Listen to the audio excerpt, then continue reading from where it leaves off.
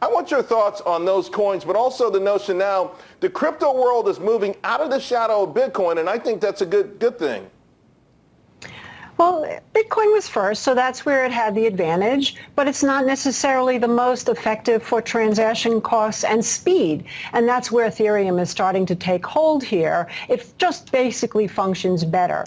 So the Ethereum coming through is also part of this whole DeFi attraction, which is the decentralized finance, which basically means right now that it's attractive because what's happening is people want to make sure that their decentralization stays effective in the cryptocurrency space. That's the whole point. And I love the fact that it's called DeFi because it's really to defy the government.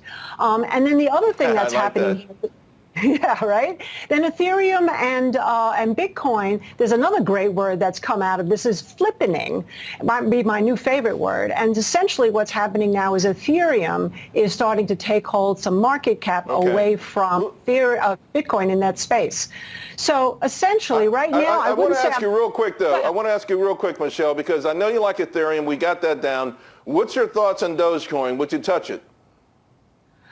Well, Dogecoin right now, I think if it holds around 37 to 40, if it comes back down, that would be a good place. Chasing it here might be a little bit frightening.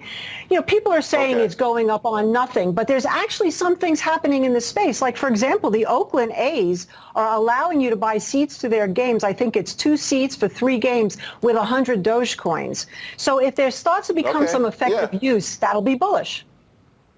Yeah, and as long as the curmudgeon crowd hates it, I'm prone to likening it. Ryan, let me get back to you because another thing I saw in your work, NASDAQ yesterday, I thought it hit a perfect double top, and usually that's an easy chart formation. It pulled back from there. You made the note that it didn't break out. How much more downside could there be before it can sort of regather itself? And we're talking mainly these big tech mega growth names. Yeah, well, Charles, you think about it again, everything was making new highs. Oh, sorry. Everything was making new highs, recently, but tech wasn't and the NASDAQ wasn't. So now, after more than 100% rally in the NASDAQ and a lot of these tech names, we think, maybe a 10% correction. I mean, this sell and may go away, right? It'd be perfectly normal. And kind of like Jim mentioned before I came on, maybe a little pullback with the strong growth that's still there. Buyers will eventually step in, but like I talked about my first question there, the baton's kind of been passed to value, so there's some weakening momentum, weakening relative strength. It's maybe just time for tech to take a break. Nothing too concerning. There's just some leadership that wants to take the baton right now, and it's on the value side. Michelle, you buying any of these mega growth names on weakness?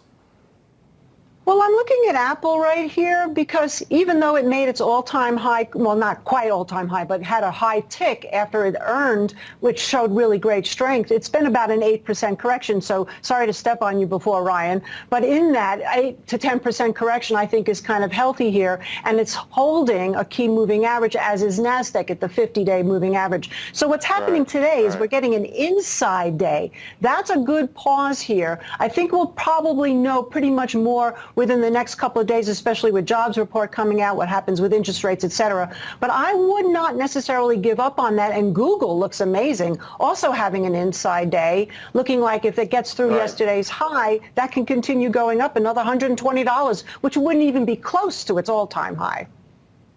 Well, I admit that we took profits on Google into strength after earnings, but I would never sell at this moment Apple or Amazon. Not sure where the entry points are, but if you're holding them, I don't know why you would close them out. Ryan, Michelle, to the best. Thank you both very much.